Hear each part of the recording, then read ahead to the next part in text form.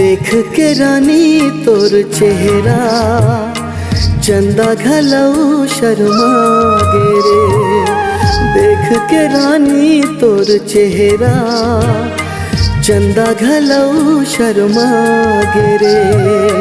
सुन के तोर तारीफ ला बदरी माँ लुका गे रे।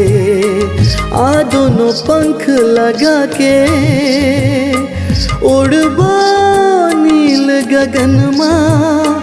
आ दोनों पंख लगा के उड़बा नील गगन माँ। चंदा तोला देख आवत वहु हम भुला थे रे। बदरी माँ लुका थे रे। देख के रानी तोर चेहरा चंदा घलऊ शर्मा गे रे।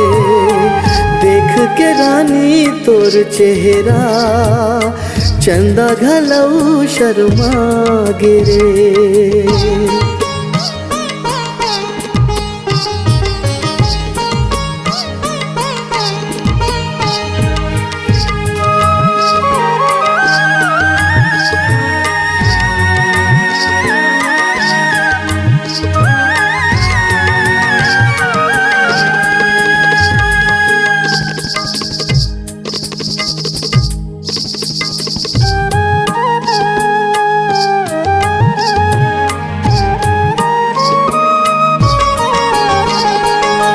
महू बताऊं देख रे चंदा मोरो करा चांद हवे। हमर दोनों के मायाला कोनो नहीं ढांढ पावे।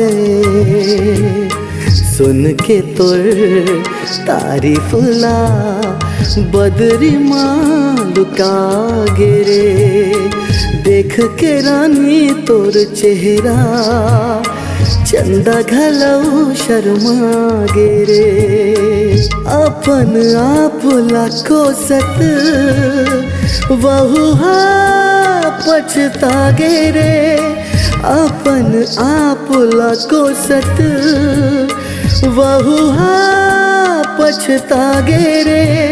सुन के तोर तारीफ ला बदरी माँ लुका गे रे। चंदा घलऊ शर्मा गे रे। देख के रानी तोर चेहरा चंदा घलऊ शर्मा गे रे। देख के रानी तोर चेहरा चंदा घलऊ शर्मा गे रे।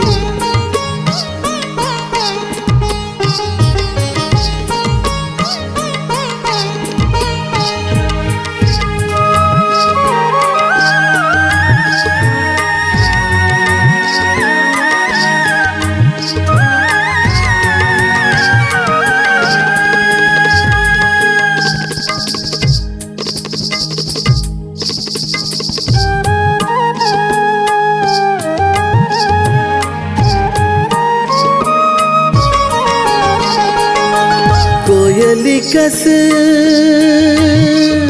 बोली सजनी के हिरनी कस चाल है। दिखे सबले बड़ हंसी छुए बर करते ख्याल है। सुन के तोर तारीफ ला बदली माँ लुका गे रे।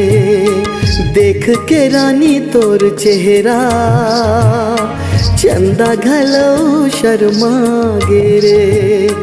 मोर हृदय माए घर माया बेहिसाब